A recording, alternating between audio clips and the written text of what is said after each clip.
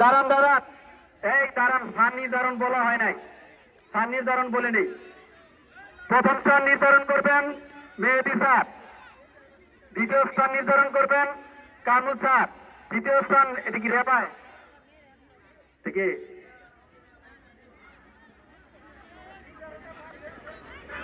আচ্ছা আচ্ছা শুরু করেন।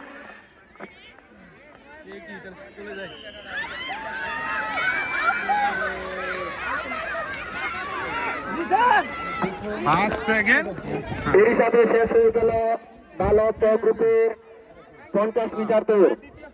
অল্প কিছুক্ষণের মাত্রই আমরা ফলাফল হাতে পেয়ে যাব।